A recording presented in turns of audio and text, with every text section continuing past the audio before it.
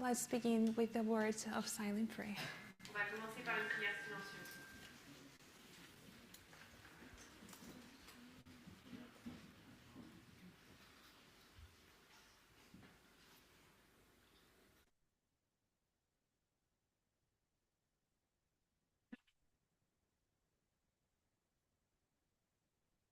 So let's continue with our study.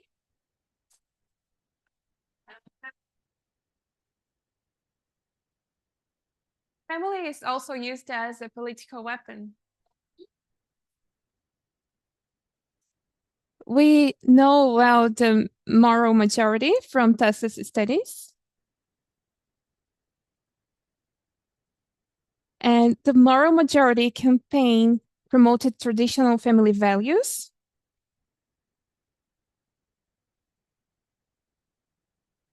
and accused the media of promoting an anti-family agenda.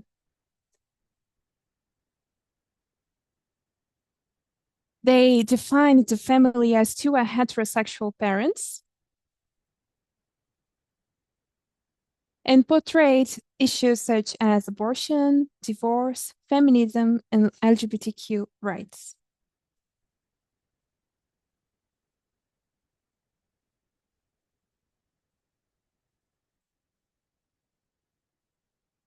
I'll read a quote from Foreign Affairs. The article shares on media broadcasts why autocrats fear women.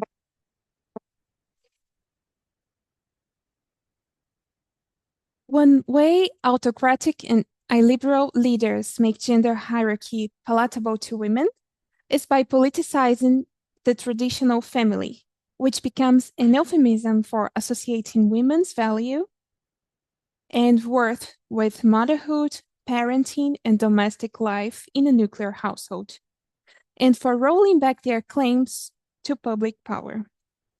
Female bodies become targets of social control for male legislators who invoke the ideal of feminine purity and call on mothers, daughters, and wives to reproduce an idealized version of the nation. Turkish President Recep Tayyip Erdogan has argued that women are not equal to men and that their prescribed role in society is motherhood and household management. He called women who pursue a professional career to the detriment of motherhood, half people.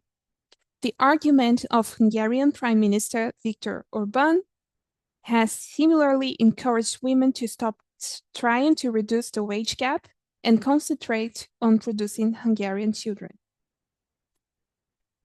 Mm-hmm.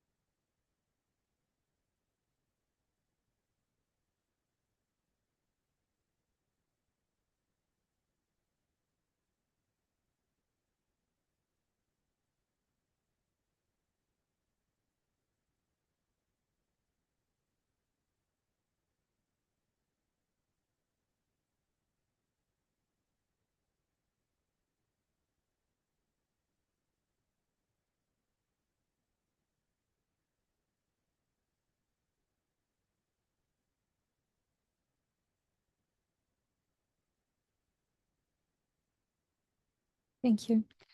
In Brazil, in the Bolsonaro government, the ministries of women, family, and human rights have become just one. One of the programs of this ministry was called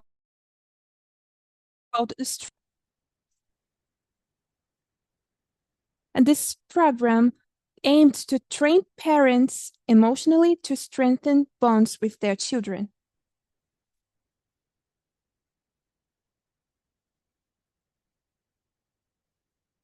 And this in order to deal with complicated social problems,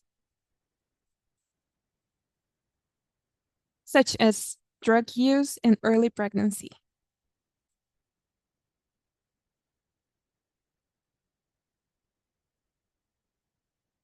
Thus removing much of the resolution of these issues from the government and putting this responsibility over family. This is something like emotional training or love can heal anything.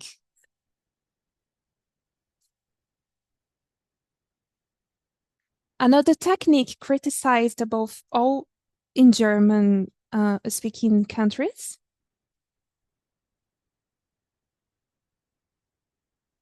but popular in many countries, including Brazil, and even made available free of charge by the Brazilian health system, is called family constellation. Family constellation is a pseudo-scientific method. It's a technique founded in the 1990s by a German man who fought in the war alongside the Nazis.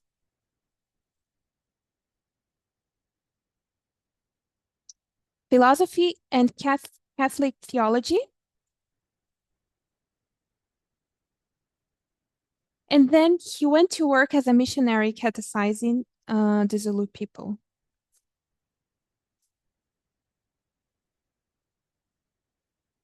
He learned about Zulu spirituality and the religious reverence they had for their ancestors.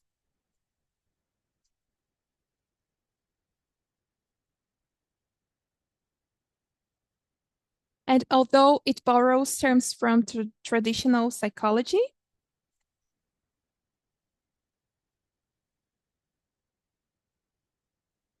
family constellation is a mystical practice. This technique is aimed at resolving conflicts, especially family conflicts.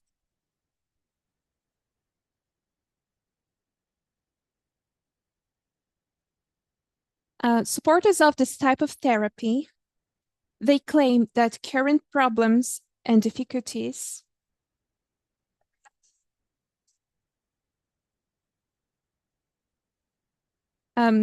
interpersonal, psychological, or physical problems can be influenced by trauma suffered in previous generations of the family.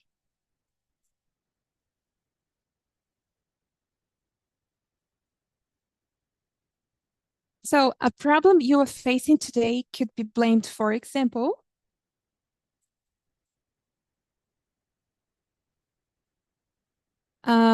to something that happened to your great-grandmother, somebody you never met.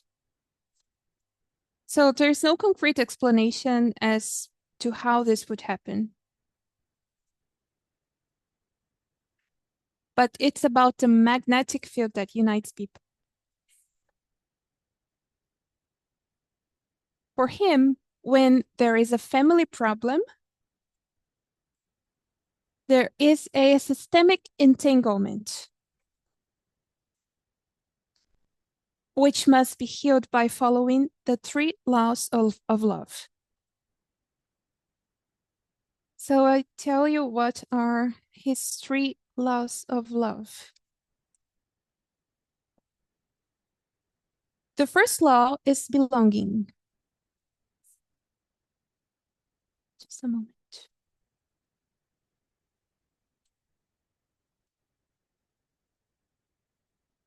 It means that every individual has the right to belong to their family.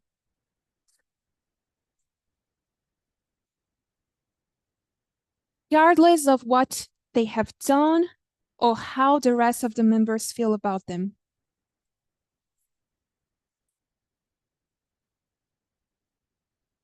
Rejecting or pushing away a an imbalance. So if somebody abused, if the father abused somebody in the family, and if you want to go apart from them, from him, you are wrong because he deserves to be part of the family. Okay? Yes. The second law of love is hierarchy. For Hellinger, the inventor of this technique,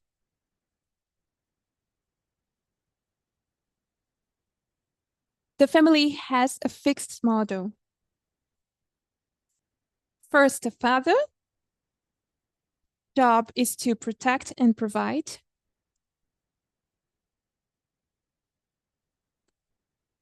Then the mother, who must serve and care. Finally, the children, who must always obey and honor their parents.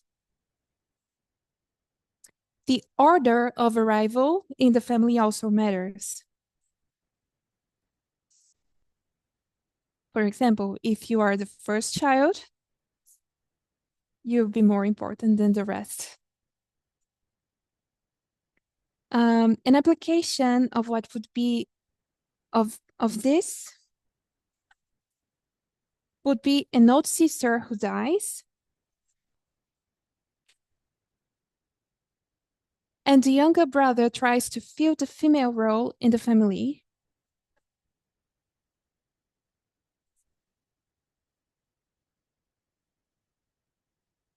Yay. So for homosexuality is a disease, an imbalance that can be cured. He also thought that you can see that we can learn everything from him.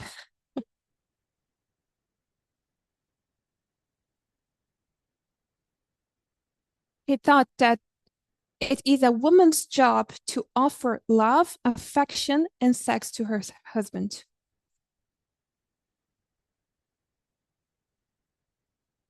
She doesn't.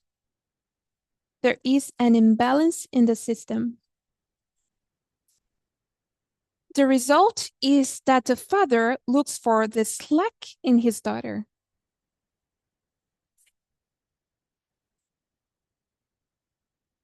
Or worse, the daughter offers herself to restore the family balance.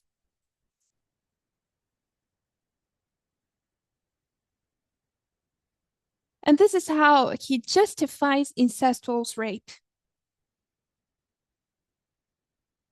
For Hellinger, rape creates a bond, and the abused person, rape creates a bond, and the abused person must thank and respect their ancestor for this.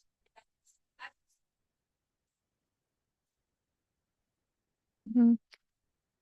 The family constellation sessions take place in groups.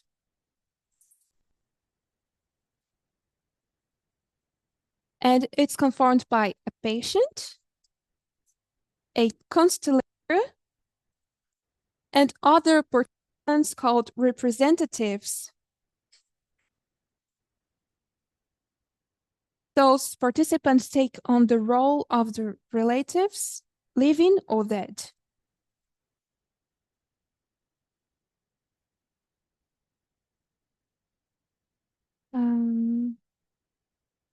So the meetings are often emotionally charged with crying and group hugs.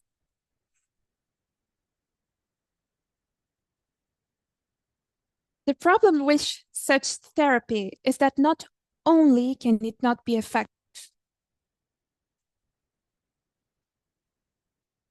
but it can also aggravate mental problems since victims are forced to remember what happened and they are encouraged to return to unhealthy thoughts. And as an example, a woman, she had been sexually abused by her father, and an unknown man was called to represent her father.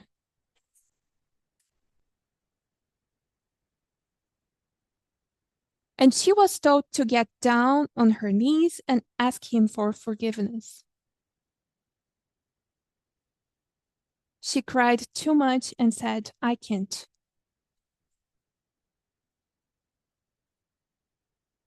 So, this therapy is also used by prosecutors,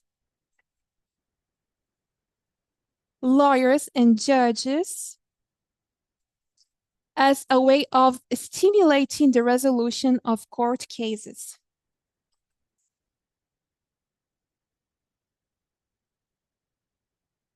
And that's a great problem. In Brazil, there's a judge called Sam Storch, and he coined the term systemic law because he applied the family constellations to resolve court cases. And he was proud to say that he obtained 90 of agreements with this technique. So it's used in family courts in conciliation processes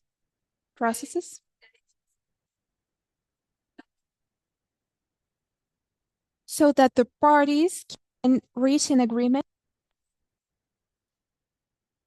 so they can establish a forgiveness, and in that case they don't have to go to trial. So here we see that people are being encouraged to take traditional and family roles.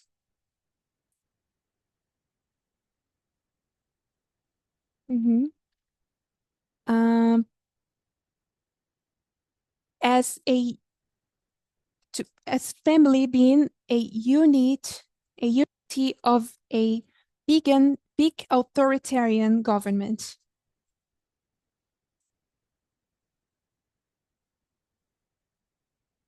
And people also being encouraged to to be close, to have emotional bonds, um, when what they actually need to do is to solve social issues.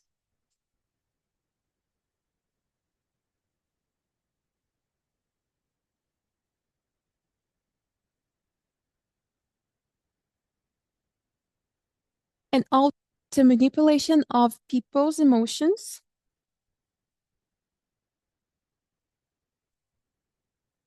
to forgive and to reconciliate.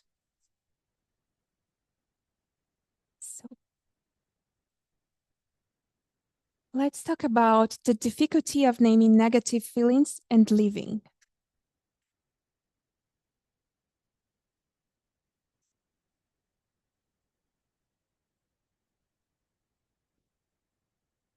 So we said that there is a social expectation that the family should remain united, and that they have very close physically and emotionally. But some people choose to move away because they have been badly hurt in these relationships. Let's be clear, it's very unlikely for someone to move away from their family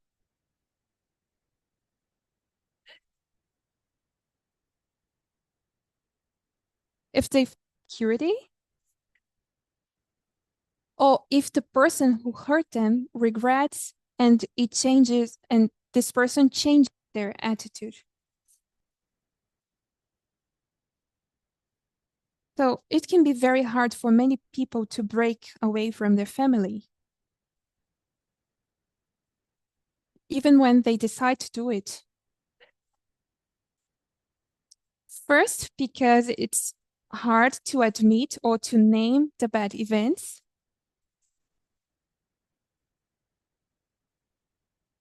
Also, because family is seen as something sacred,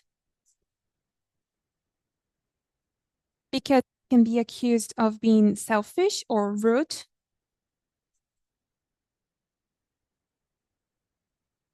And also because of female socialization.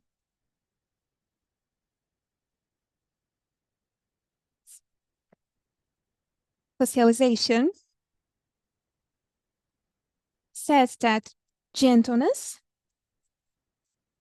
dedication, submission, dependence, and passivity are characteristics of women. And showing feelings such as anger, aggression, hatred, or pride is not well received. These things are very masculine, and they are not Christian either. In fact, submission and passivity, which is so encouraged in women's socialization, are characteristics of an oppressed group and not natural characteristics of the female sex. Feeling angry is important in the process of identifying and putting some boundaries on abusive relationships.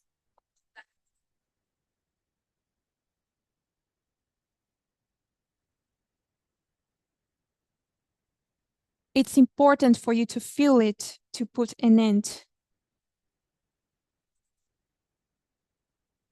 God has built these emotions into us. When you're not allowed to feel angry, this feeling turns inward and turns into guilt.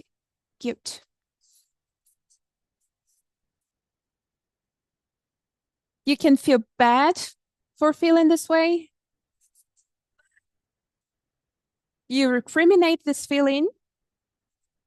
This shouldn't be there. And the problem is that guilt is the link that unites many families that shouldn't be so united.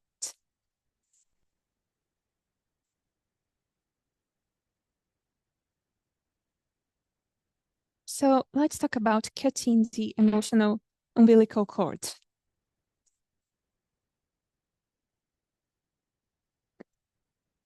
So I'm not saying that you have to throw away what no longer fits, as if relationships were disposable or as if it were easy. But we need to question this social imposition of always being together.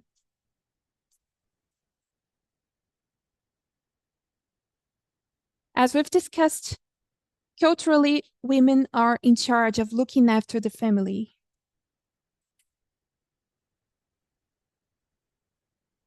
For many years, for many centuries, they were prevented from questioning whether this position was interesting for them.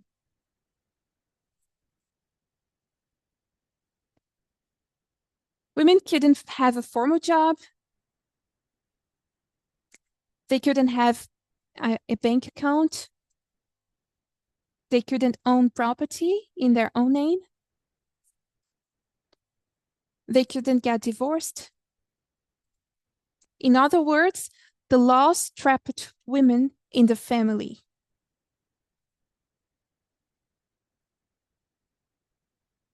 And if they didn't stay in that bond,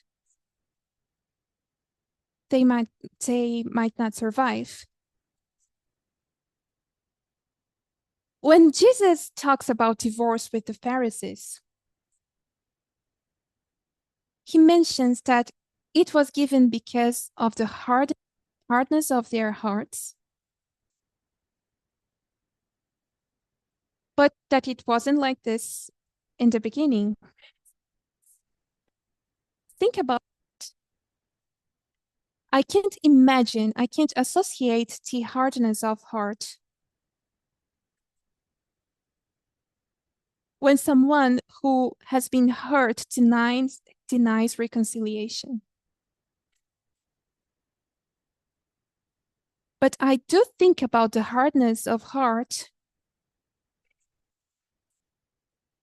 if I think in those who commit abuses of power, property, physical or sexual abuse.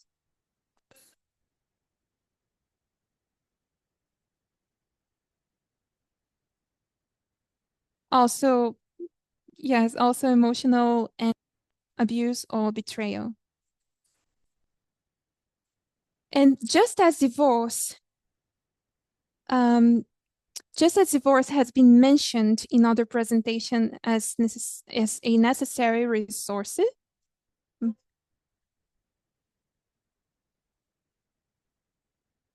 in other family relationships, such as that between parents and children, could also be siblings or cousins. There are situations in which separations are also legitimate. People don't want to separate from their family of origin, but it can be a necessary resource. And the famous eternal gospel is a reason for very complicated family issues.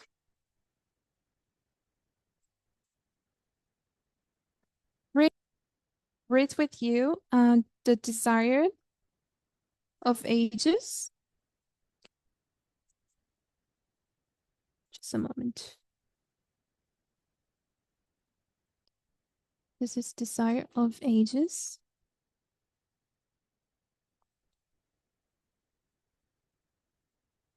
325.3 to 326.4.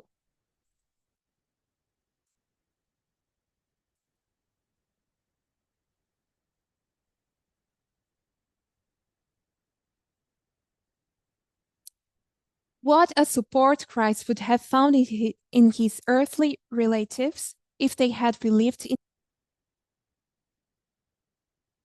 and had cooperated with him in doing the work of God. Their unbelief cast a shadow over the earthly life of Jesus.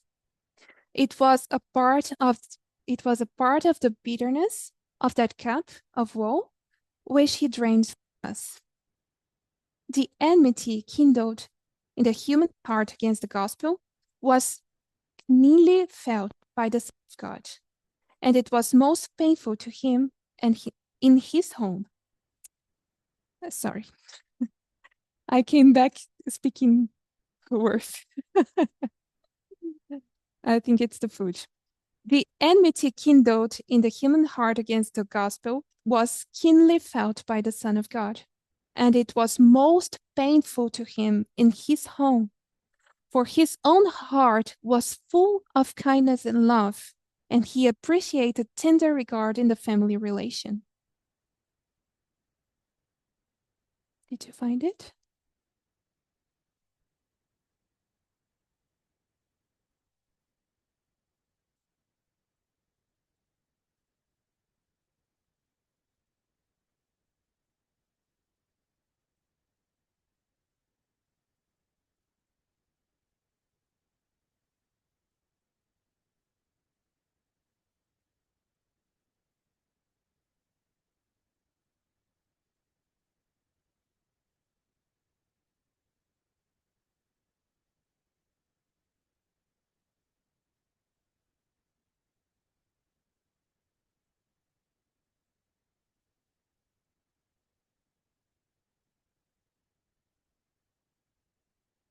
These things made his path a thorny one to travel. S- So pained was Christ by the misapprehension of his own home that it was a relief to him to go where it did not exist. There was one home that he loved to visit, the home of Lazarus and Mary and Martha, for in the atmosphere of faith and love his spirit had rest.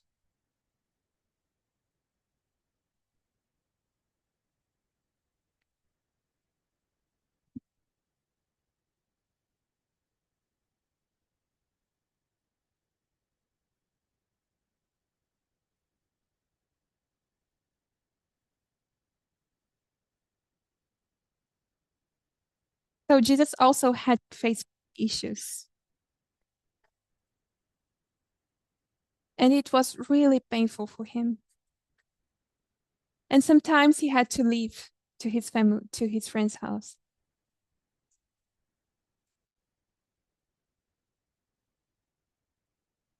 Okay, so we need to classify relationships. I will propose three types of relationships here to simplify. So the first one, is it a relationship with little emotional nourishment?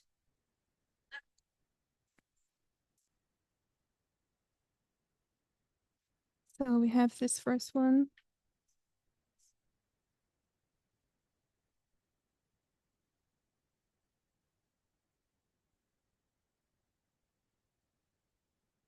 In this case, you can accept that you won't get reciprocity from the source, and you can, sorry, and you can set certain boundaries for it to survive. Respecting the differences. Perhaps you could make shorter visits or select topics, like talking about the weather. And you could also invest in other relationships, more emotionally, more emotionally nourishing relationships. Okay. The second type of relationship would be a relationship that can be repaired. And what does it mean?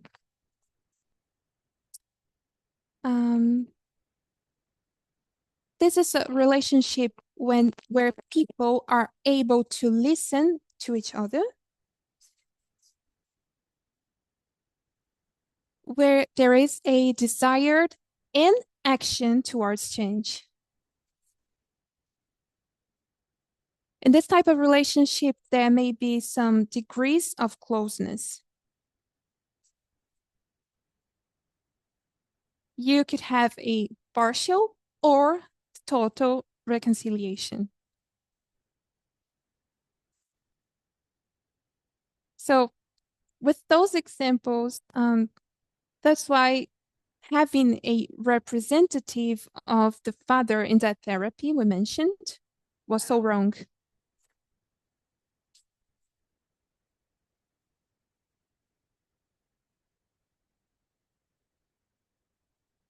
You shouldn't reconcile to somebody just because of their title, like mom or dad,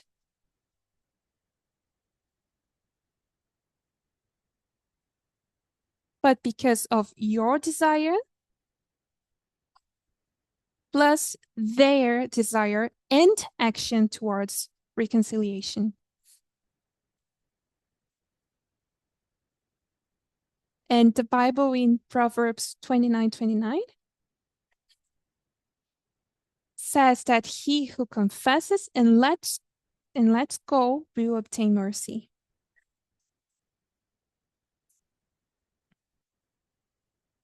And the third kind of relationship would be a abusive relationship.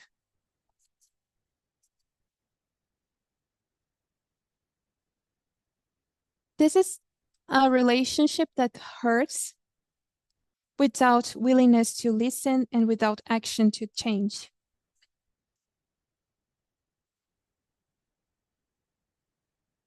And in this case, withdrawal may be the only way to protect yourself.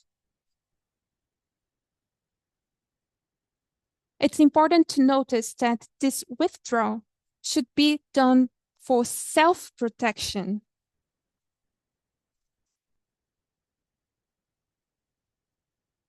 And not as a blackmail mechanism in order to change somebody.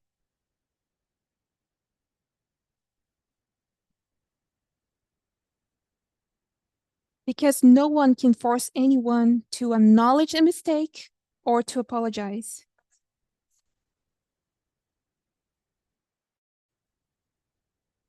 And if we remember from Steps to Christ, for example, repentance is a voluntary act. So it's important to remember that forgiving and reconciling are two different things.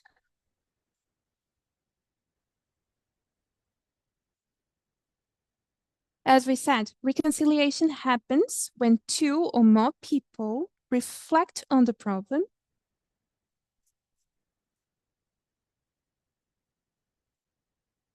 and when they agree to reconnect.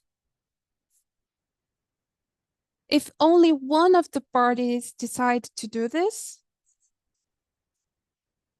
if one doesn't reflect on the problem, if they don't make a change, the one who decided to return to the relationship put themselves in danger. So we have to work with reality. Also, we have a difference between fights and boundaries.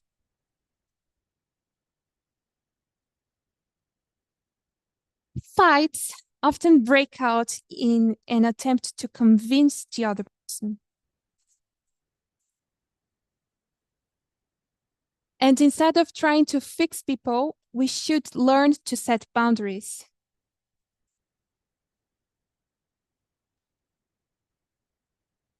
The desire to control the other person can be more frequent in women or in Christians.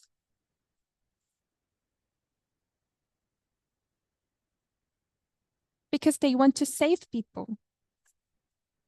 They want to fix them. Like the princess who kisses the frog and he becomes a prince. And in fact, this is a form of control.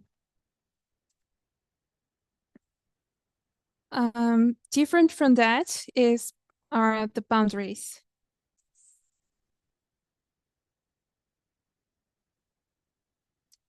Boundaries have the function of protecting what is our minimum acceptable.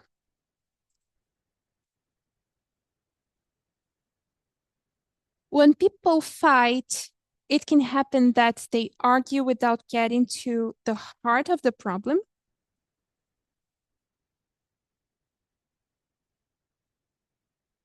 Without resolving it. People could be arguing for a long time and never reach a conclusion or peace. And the person could say, well, you humiliate me, you have no respect for my opinion, and that's horrible. And I can't accept that. If this is a fight, an example of a fight, and a boundary would be acting as if it were in fact unacceptable for you.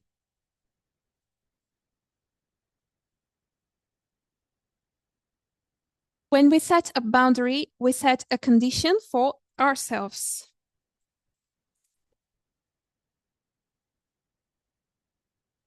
Not for the other person. it would be like this. So I'm telling to myself, when this happens again, I'm going to do something to protect myself. It could be going away, or it could be saying no. It could be to leave. And you, of course, can communicate. You can say what you feel to the other person, but without expecting the person to change or agree with your decisions.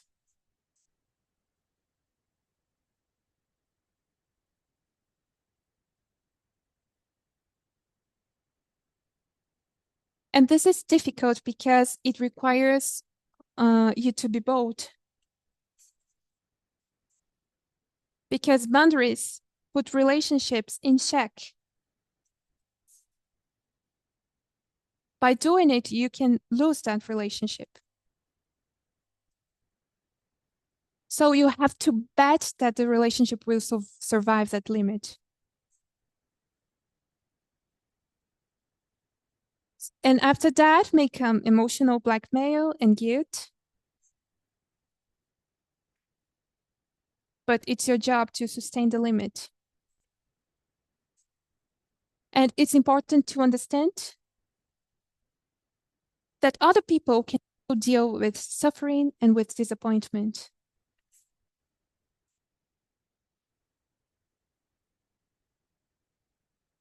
We can disobey and we can disappoint.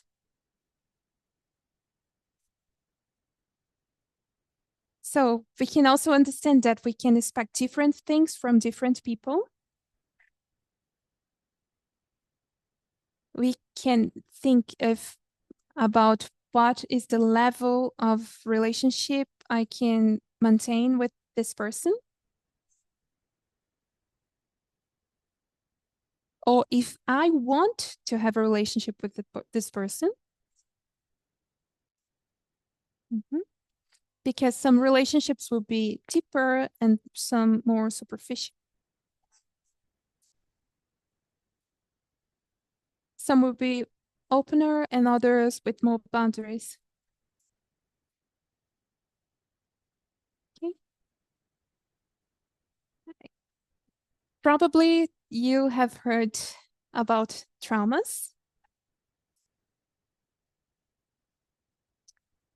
And we mentioned that being in a healthy family doesn't prevent you from having trauma.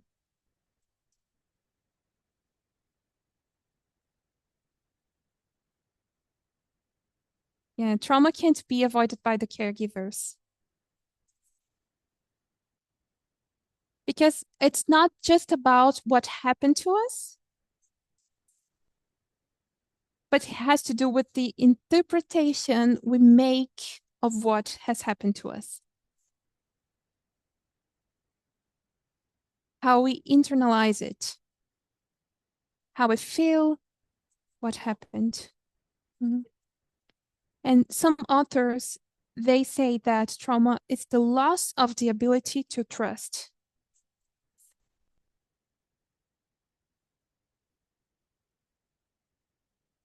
This lack of trust is linked to some defense mechanisms.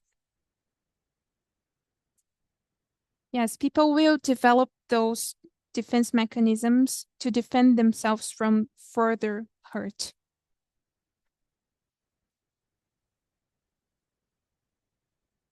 And these mechanisms can end up hurting on other people and blocking the traumatized person's life and happiness. We won't have time to elaborate on those mechanisms, but some people ask me to share some books suggestions with you, and I would do it later. So we could have our own personal studies on the topic. Um, And it happens that there are people who hurt others and they justify it by saying that they do it because they are traumatized. It happens frequently. But traumas are a starting point. It shouldn't be the place where we stay, where we stagnate. It shouldn't be the place where we become comfortable to hurt people. Because this idea that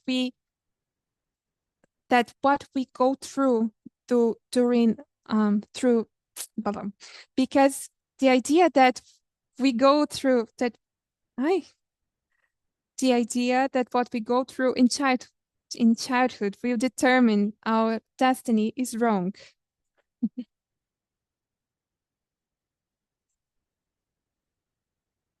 Because influencing and de determining are different things. And we are all responsible for doing something with what has been done to us. Okay. So if you decide to break a cycle, um, what do you do when we decide to give us some space? This is a process that takes time. We have to take small steps with the small acts of change.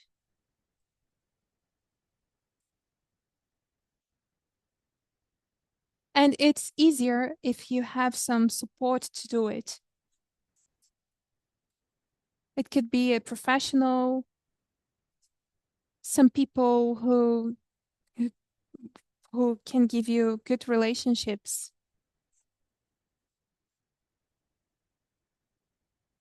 And or books, for example, or books. um, when you take this step to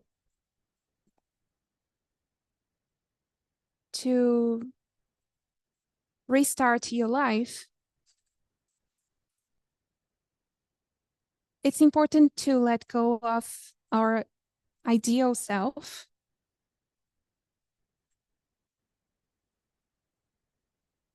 because we gain some satisfaction from meeting this ideal of well-adjusted, well-behaved, and well-regarded child.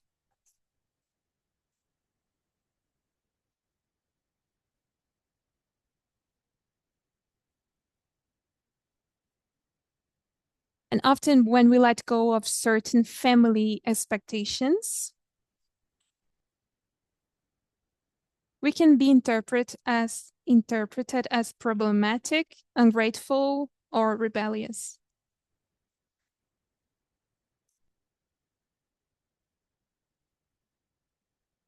And getting out of this position as the wonderful child can be difficult. But it's worth it embracing a more realistic perspective of ourselves. Because we are not wonderful, we are not perfect. So, um, and what does it mean to honor your parents? Does it mean that you have to obey them, their every wish for your lives?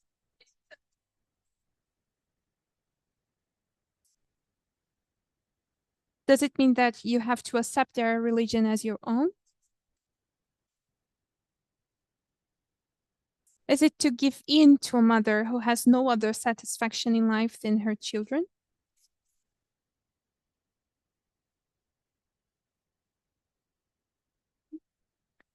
So it's hard to step into the unknown. Unknown. Sometimes we prefer the certainty of what we know than the uncertainty of what might happen. So when you choose to break a cycle or a relationship,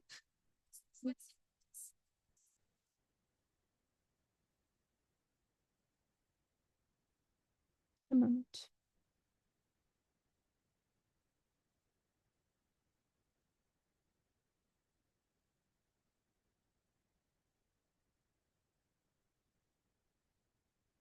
We saw that we have to let go those ideas of perfection related to ourselves.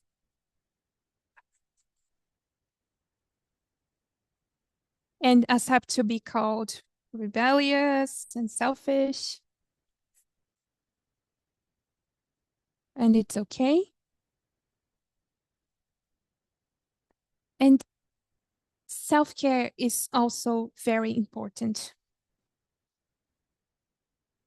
especially if you were socialized to care for others. If we say simply, take care of yourself, we can have a false version of this statement. Because false self-care is when I think I don't need anyone else.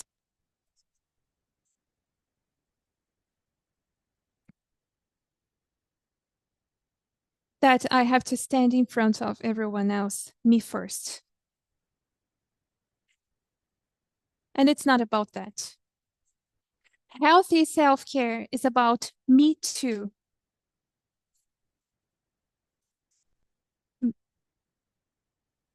Yes, me too, and not me first.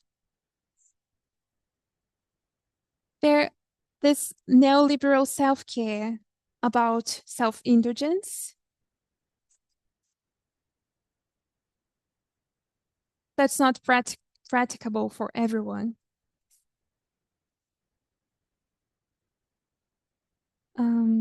It's based on consumerism, on appearance, and also with the idea that I deserve things. Okay, so I could think, I'm taking care of myself. I deserve that. I will buy that expensive thing.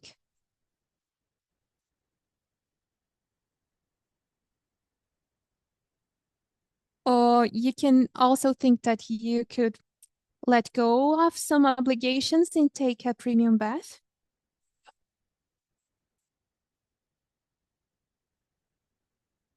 But it doesn't consider that not all women, not all people have the opportunity to do this.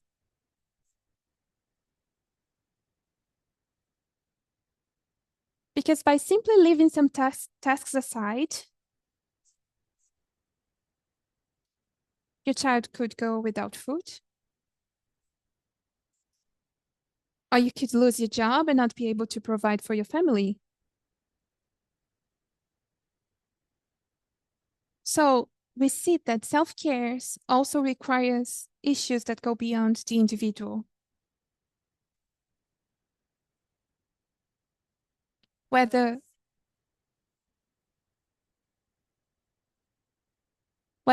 it could be a support network or adequate living conditions through public policies. And we need to understand that we can help people to heal. For example, if we think about mothers overloaded by care at work,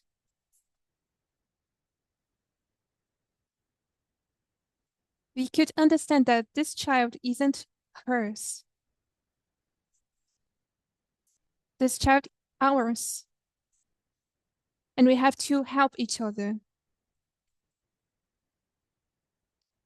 In our society, adult women focus only on their families and children.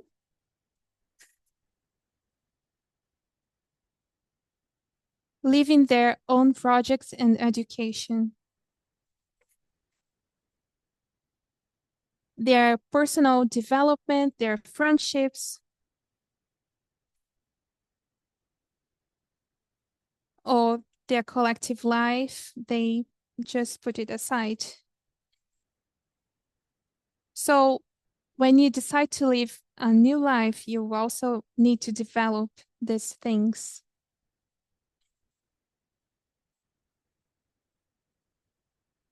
To some interest, to open up to people.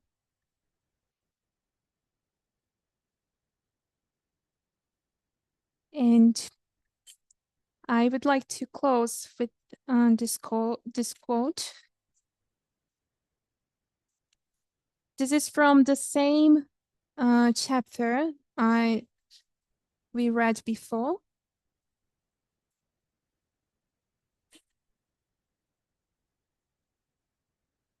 When Jesus is asked, when Jesus says, "Who are my brethren?"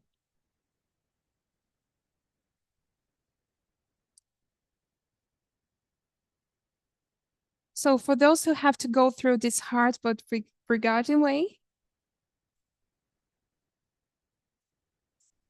we have this promise.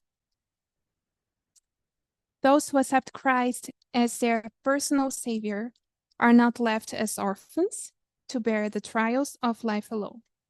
He receives them as members of the heavenly life.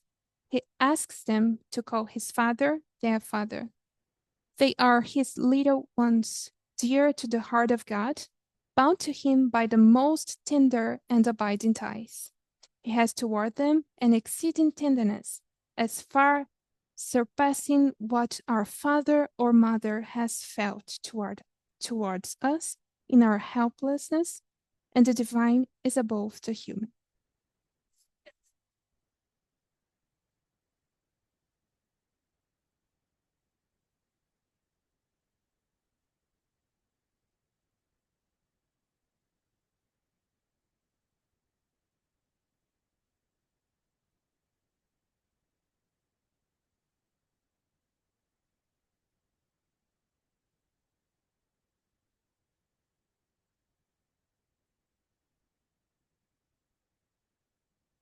Thank you. Let's pray.